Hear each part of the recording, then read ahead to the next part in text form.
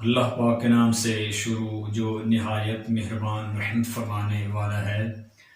بے شمار درود و سلام خاتم الانبیاء صلی اللہ علیہ وآلہ وسلم پر۔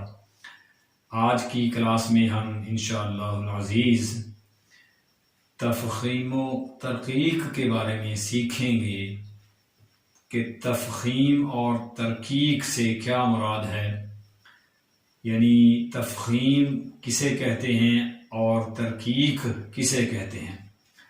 تو اس سے پہلے کہ ہم آج کی ویڈیوز کا، آج کی اس کلاس کا باقاعدہ آغاز کریں، آپ سے گزارش ہے کہ اگر آپ ہمارے اس چینل پر نئے ہیں اور آپ کو یہ ویڈیوز فائدہ دے رہی ہیں تو آپ سے گزارش ہے کہ ہمارے اس چینل کو سبسکرائب کر لیجئے تاکہ آنے والی تمام ویڈیوز آپ کو بر وقت مل سکیں۔ تو آغاز کرتے ہیں آج کی کلاس کا۔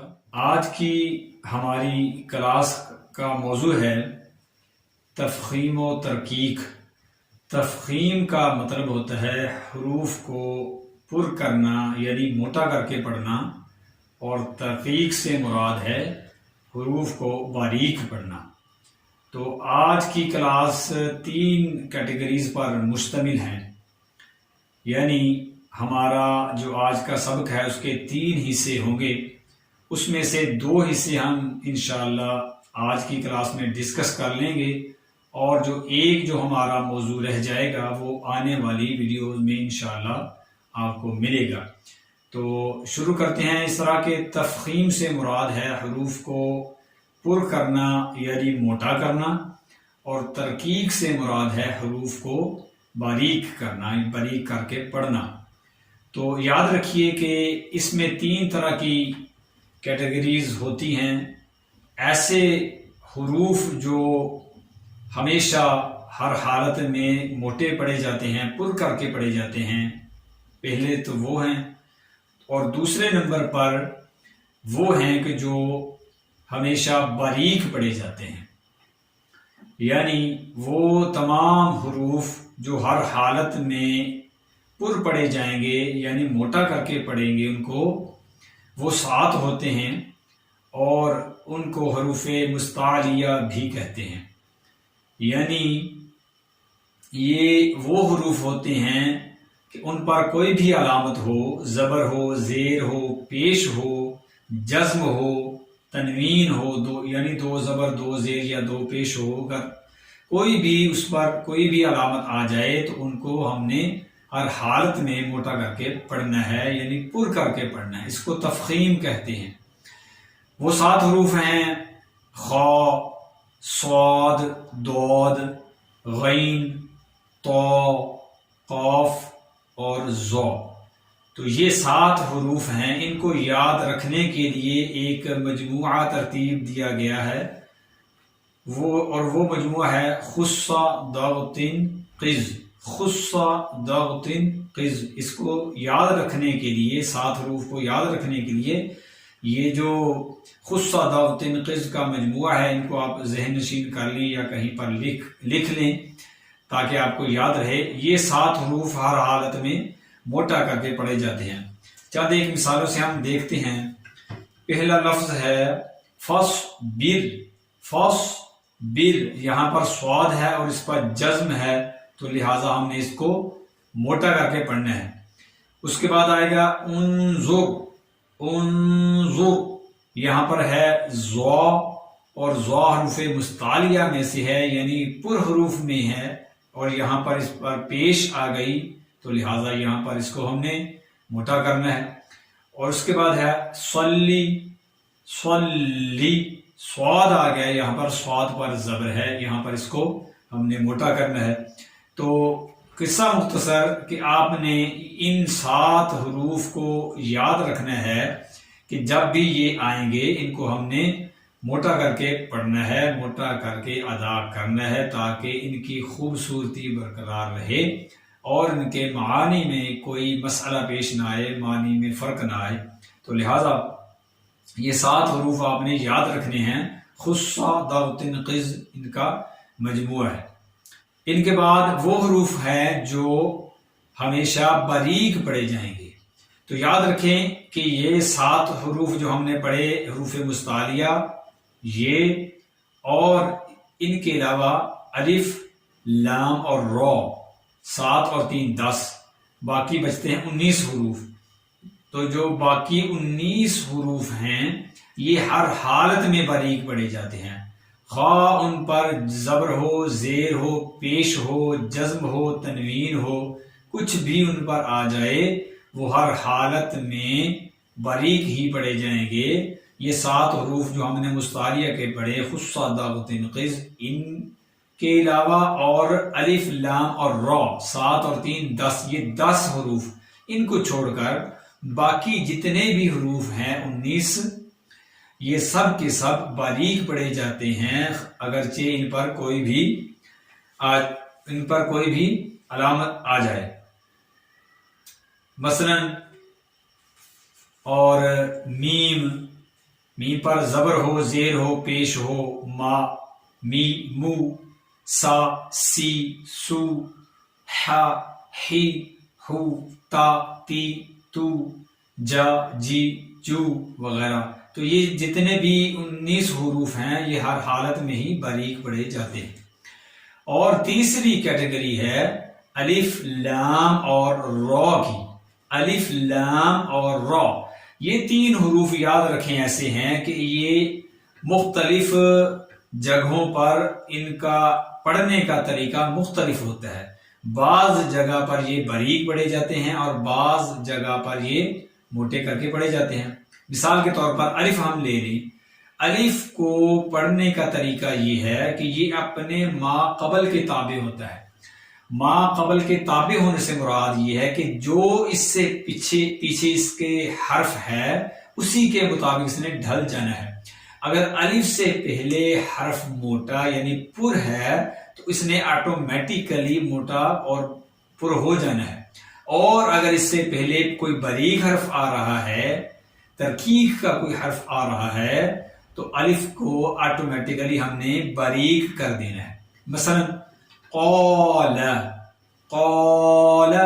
قاف حروف مستعلیہ میں سے ہے، لہذا اس وجہ سے الف کو بھی ہم نے پر کر دینا ہے یعنی موٹا کر دینا ہے۔ اور اس کے علاوہ قالو، تو یہاں پر بھی قاف موٹا پڑھنا ہے ہم نے، تو لہٰذا اس وجہ سے ہم نے الف کو بھی موٹا یعنی پر کر دینا ہے۔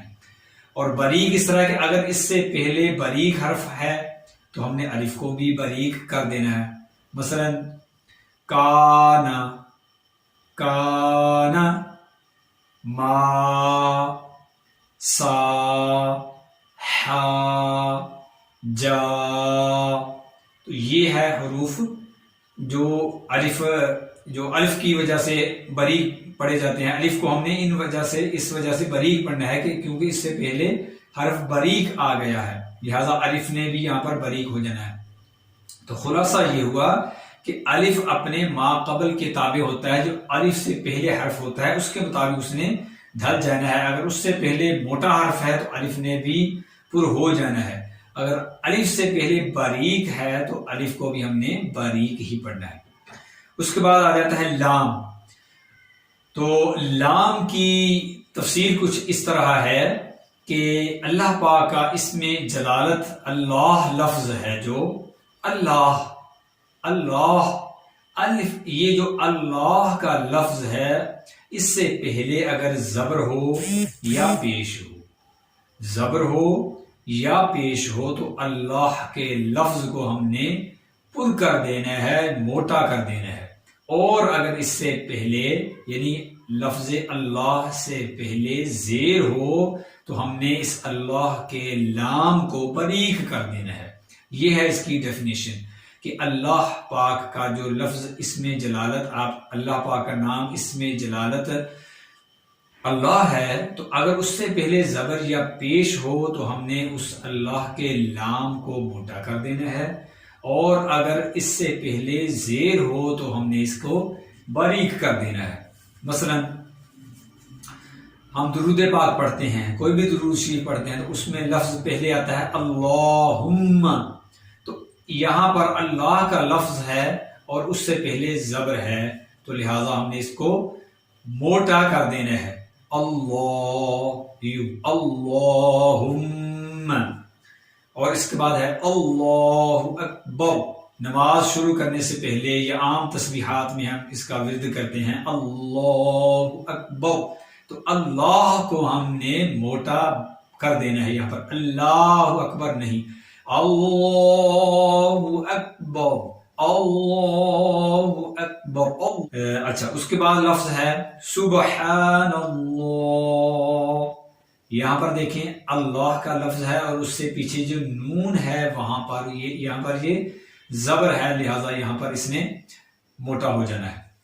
آگے بری کی مثالیں 2-3 دیکھ لیں کہ تسمیہ شریف ہم جو پڑھتے ہیں بسم اللہ شریف، وہاں پر ہے بسم اللہ الرحمن الرحیم، بسم اللہ، یہاں پر دیکھیں تو اللہ پاک کا لفظ اللہ آیا اور اس سے پہلے میم کے نیچے زیر ہے، تو لہٰذا یہاں پر اللہ پاک کے لام کو بری کر دیں گے ہم، ملہ۔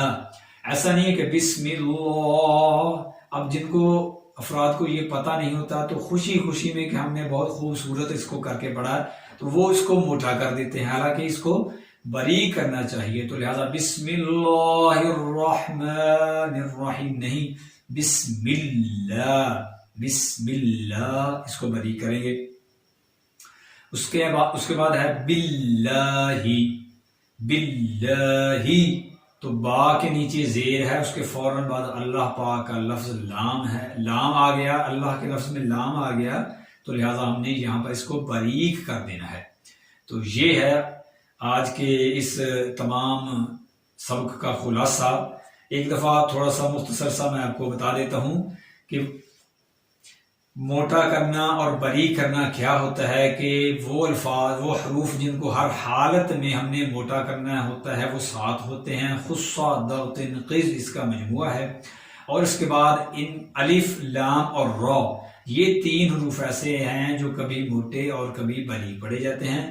ان کے علاوہ باقی جتنے بھی 19 حروف ہیں وہ ہر حالت میں باریک پڑھے جائیں گے۔ الف اپنے سے پہلے حرف کے مطابق پڑھا جائے گا، اگر اس سے پہلے حرف موٹا ہے تو الف نے بھی موٹا ہونا ہے، اگر اس سے پہلے حرف باریک ہے تو الف نے بھی باریک ہو جانا ہے۔ اور لام، اللہ پاک کا لفظ اللہ، اگر اس سے پہلے زبر ہو یا پیش ہو تو اس کو ہم نے موٹا کر دینا ہے، اور اگر اس سے پہلے زیر ہو تو اس کو ہم نے بری کر دینا ہے۔ اس کے علاوہ جتنے بھی لام پڑے جائیں گے ان پر خواہ کچھ بھی ہو، سادہ لام ہر حالت میں باریک ہوں گے، باریک ہوں گے۔ اس کے بعد را رہ جاتا ہے، را کی تھوڑی سی تفصیل لمبی ہے، زیادہ ہے، تو میں چاہتا ہوں کہ یہ ویڈیو زیادہ طویل نہ ہو، تو لہٰذا ہم یہیں پر اس کو وائنڈ اپ کریں گے۔ تو انشاءاللہ العزیز را کی تفصیل ہم آنے والی ویڈیو میں پیش کریں گے۔ آج کے لیے اتنا ہی۔ اللہ پاک سے دعا ہے کہ جو ہم نے سیکھا، سنا، پڑھا، اس پر عمل کرنے، اس کو یاد رکھنے اور اسے دوسروں تک پہنچانے کی توفیق عطا فرمائے، آمین، بجاہ خاتم النبی الامین صلی اللہ علیہ وآلہ وسلم۔